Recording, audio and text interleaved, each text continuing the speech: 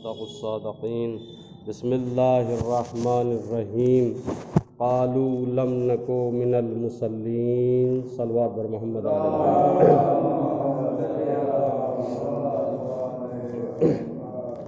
معزز سامعین، روز جمعہ خطبہ اول پند و نصیحت کا سلسلہ جاری و ساری۔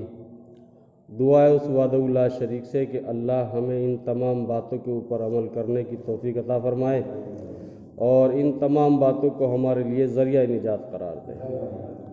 عنوان کلام کے طور پر قرآن مجید، فرقان حمید، اللہ کی کتاب، قیامت تک باقی رہنے والی کتاب، اس کی ایک آیت آپ حضرات کے سامنے تلاوت کرنے کا شرف حاصل کیا، جس میں کائنات کے پروردگار نے تمام لوگوں کو متوجہ کرتے ہوئے ارشاد فرمایا کہ اس منظر کو یاد کرو، دیکھو کہ جس وقت لوگوں کو جہنم میں ڈالا جائے گا اور کچھ لوگ جو جنت میں ہوں گے تو جنت والے جہنم والوں سے پوچھیں گے جانے سے پہلے یا ڈالنے کے وقت، کہا کہ تمہیں کون سی چیز ما سالککم فی سقر، کون سی چیز تمہیں جہنم میں لے آئی؟ تو جہنمی لوگ یہ کہیں گے، کھلے ہوئے لفظوں میں صاف آیت ہے، کہیں گے کہ قالو لم نکو من المصلین، ہم نماز نہیں پڑھتے تھے۔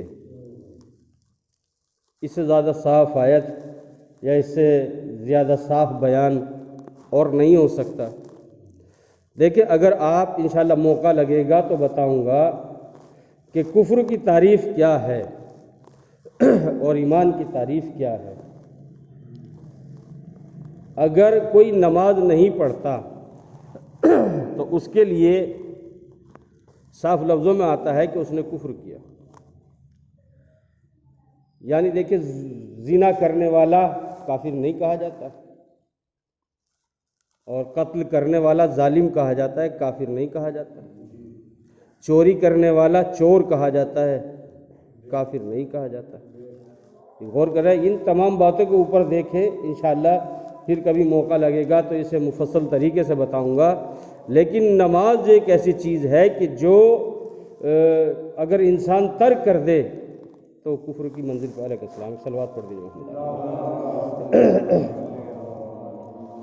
نماز کے اندر اگر آپ دیکھیں وہ ایک ہمارے استاد اللہ انہیں غریق کے رحمت کرے، وہ کہا کرتے تھے کہ جو کام مولائے کائنات نے اپنی پوری زندگی میں ایک مرتبہ کیا، اس کام کو تو ہم ہر روز کرتے ہیں، اور جس کام کو مولائے کائنات نے اپنی زندگی میں یعنی ہر روز کم سے کم 100 مرتبہ کرتے تھے، اسے ہم نے چھوڑ دیا۔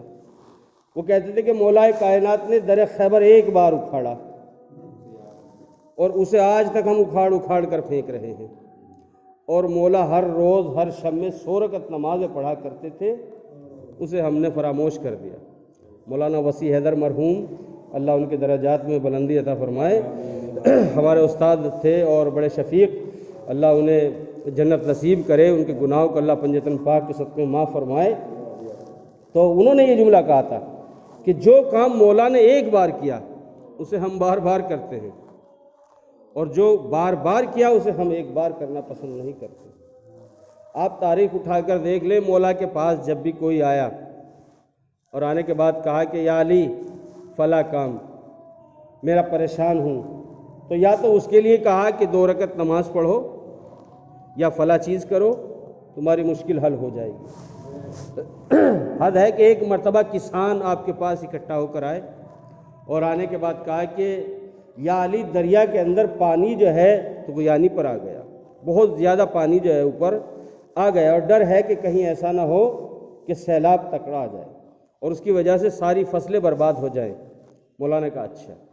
وہیں مصلی بچھایا دریا کے پاس جانے کے بعد، اور 2 رکعت نماز پڑھنے کے بعد کہا کہ دریا کو حکم دیا کہ تھوڑا پانی نیچے ہو جائے، دعا کی، تو 1 فٹ یا 2 فٹ پانی جو تھا وہ نیچے ہو گیا۔ اور اس کے بعد پھر کسانوں سے پوچھا اور کہا مولا تھوڑا اور نیچے ہو جائے تو اچھا ہوگا. مولا نے 1 فٹ یا 2 فٹ اور پھر دعا کی نماز پڑھنے کے بعد میں پھر نیچے ہو گئے. میں بتانا یہ چاہتا ہوں مولائے کائنات علی ابن ابی طالب اگر کوئی دعا کرے تو نماز پڑھ کے کرتے ہیں. یا ہمیں اور چیزیں تو دکھائی دیتی ہیں.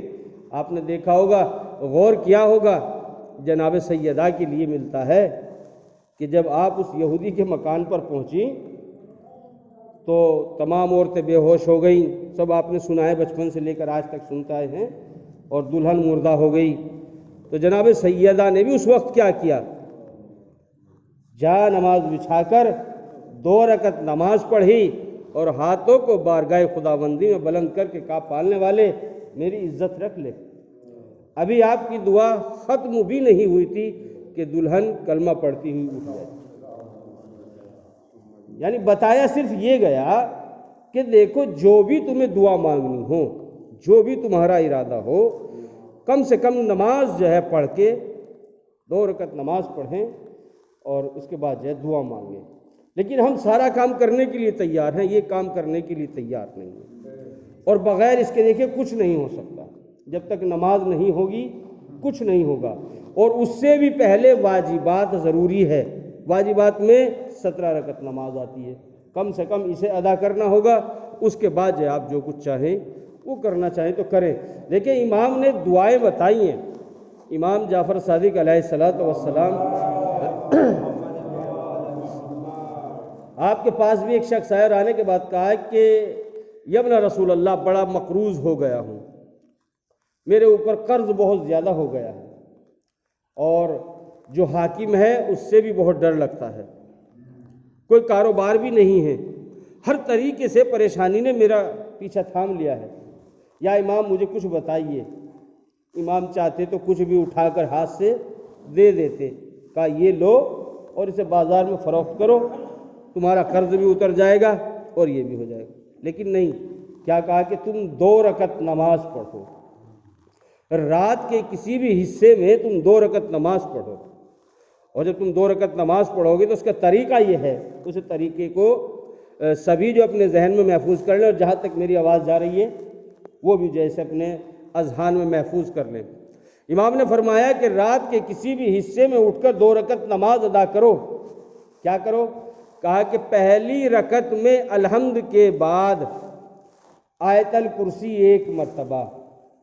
کوئی بھی دعا ہو, کسی کو کوئی پریشانی ہو, کر کے تو دیکھے.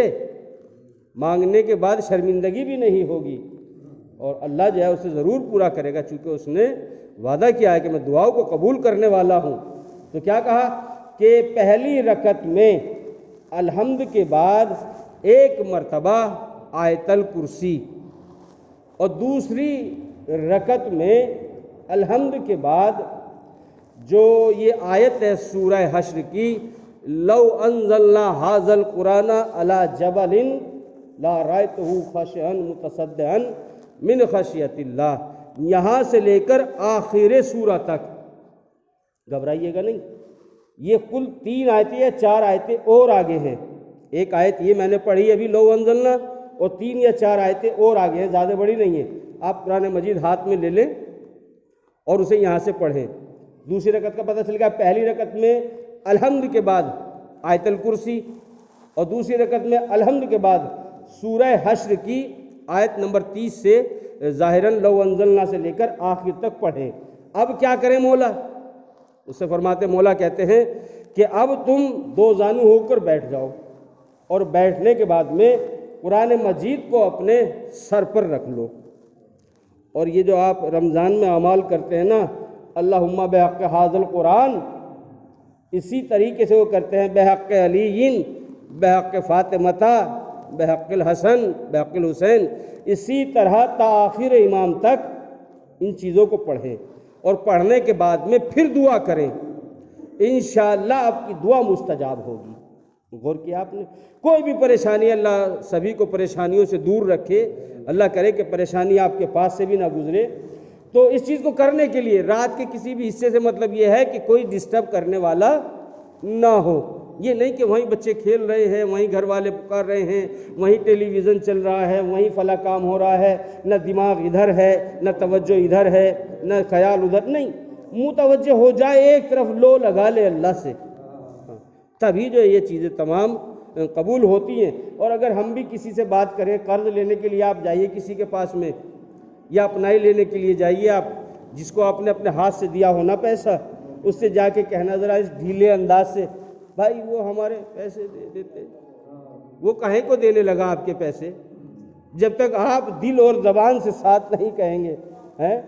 اب تو زمانہ کا ماحول یہ بن چکا ہے، جب تک اور اپنا آپ چار جھوٹ نہیں بولے گا، حالانکہ پیسہ خود دیا ہے، اپنا پیسہ ہے، لیکن جھوٹ بولنا پڑے گا تب جا کے جو ملا۔ بہرحال مجھے ادھر نہیں جانا، مجھے بتانا صرف یہ ہے کہ اپنا دیا ہوا بھی نہیں ملتا اگر توجہ نہ ہو۔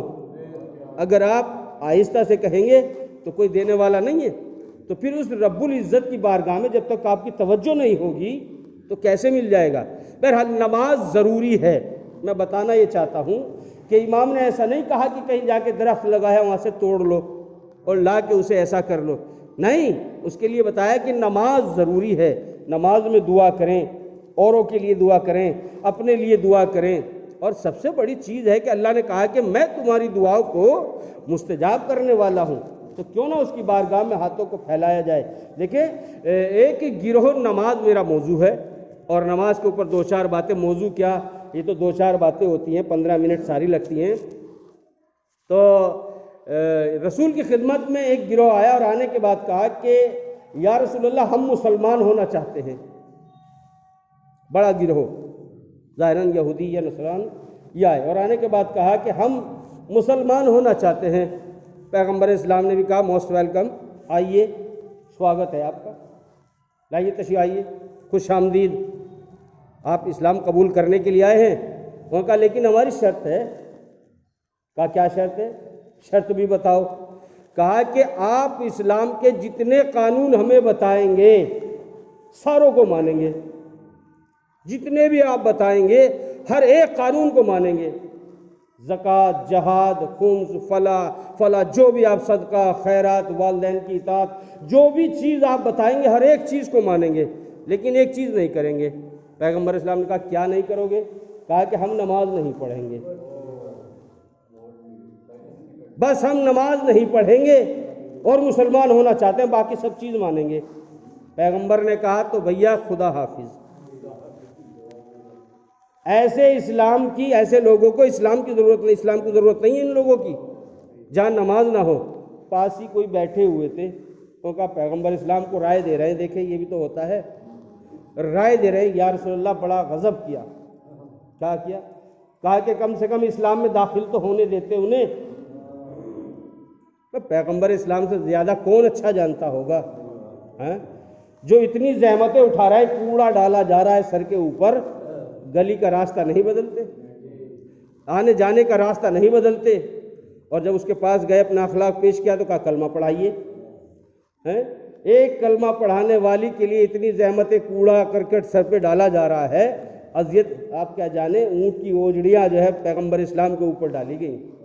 ایسے نہیں آپ اور ہم تو گھر میں بیٹھے ہوئے ہیں، کلمہ پڑھ لیا، ہمارے ابا مسلمان تھے، شیعہ تھے، سادات تھے، ہم نے بھی انہی کی اتباع کر لی، لیکن ان سے پوچھے کہ جنہوں نے یہ سب کچھ دیکھا ہے اپنی آنکھ سے، جنہوں نے پھیلایا ہے، ایک چھوٹی سی بات بھی اگر ابھی منوانی پڑ جائے نا یہاں، کہا ایسے نہیں ایسے کرو، حالانکہ وہ صحیح ہو جو ہم بتا رہے ہیں، تو اسے ماننے کے لیے تیار نہیں ہوں گے، عادت نہیں ہے کرنے کے لیے۔ معاف کیجیے گا، ایک وہ آیت جو ہے پڑھی جاتی ہے، ان اللہ و ملائکتہ یصلون علی النبی، اسے آج تک کوئی صحیح نہیں پڑھ سکا، ایک ادھر سے شروع کرے گا، ایک ادھر سے شروع کرے گا، جو شروع کرے گا بس وہی شروع کرے گا۔ ارے بھیا سب بسم اللہ کر کے ایک ساتھ، ہاں ٹھیک ہے آپ کے یہاں نہیں پڑھی گئی پہلے سے یہ آیت، سب نے مل کے ساتھ میں نہیں پڑھی، ایک آدمی پڑھتا تھا، اس عادت کو چھوڑو، سب آگے بڑھنے کی کوشش کرو۔ پہلی چیزیں کتنی ایسی کی نہیں ہوتی تھی؟ کیا پہلے آپ کے یہاں جو ہے مثلا دعا اللہم کل ولی کا سب پڑھتے تھے؟ کیا آپ کے بعد مثلا وہ ساری چیزیں ہیں، میں کیا کیا گناؤں آپ کو، ساری ہوتی تھی؟ اب یہ سب چیزیں جب اسلام کے ساتھ میں آئے، پڑھ رہے ہیں لوگ، پڑھ رہے ہیں، ڈیولپ کر رہے ہیں، ترقی ہو رہی ہے، ایک سے ایک چیزیں۔ پہلے عالم کتنے تھے دنیا، اس کے ہندوستان کے اندر ہی لگائیے، کتنے تھے؟ ایک مولوی ہوتا تھا، سارے علاقوں میں نماز پڑھاتا پھرتا تھا، میں نے تو سنا ہے لوگوں سے، اپنے بزرگوں سے، نہ جانے کتنی میتیں تو ایسی تھی جو بغیر نماز جنازہ کے دفن کی گئیں۔ اب یہ بات نہیں، جب ترقی ہو رہی ہے تو ترقی کریں، آگے بڑھیں، ایسا نہیں کہ بس اسے ایسے میں چھوڑ دیں۔ بہرحال سب ساتھ میں بسم اللہ کریں۔ اس نے کہا کہ یا رسول اللہ آنے تو دیتے، کہا کہ نہیں، ایسے لوگوں کو اسلام کی ضرورت نہیں ہے جو نماز نہ پڑھیں۔ غور کر رہے ہیں؟ میری آواز پہنچ رہی ہے نا سب تک؟ ایسے لوگوں کی ضرورت نہیں اسلام کو جو نماز نہ پڑھیں۔ ارے یہ نماز پڑھے گا تو خود بخود خمس دے گا، زکوٰۃ دے گا، جہاد کرے گا، جب نماز ہی نہیں پڑھے گا تو کچھ بھی نہیں کرے گا۔ تو جب اس وقت آنے والوں کو پیغمبر قبول نہیں کرتے تو کیا اس وقت والوں کو قبول کریں گے؟ تو میرے عزیزو، عرض خدمت صرف یہی کرنا ہے کہ نماز کو اپنا شعار بنا لیں۔ نماز کے بغیر کچھ نہیں ہے، دونوں چیزیں ساتھ میں چلیں گی تبھی جو کچھ ہوگا۔ دعا اس وعدہ اللہ شریف سے کہ اللہ ہمیں ان تمام باتوں کے اوپر عمل کرنے کی توفیق عطا فرمائے۔ بسم اللہ الرحمن الرحیم۔ قل هو اللہ احد اللہ الصمد لم یلد ولم یولد ولم یکن له کفوا احد۔ صلوات بر محمد۔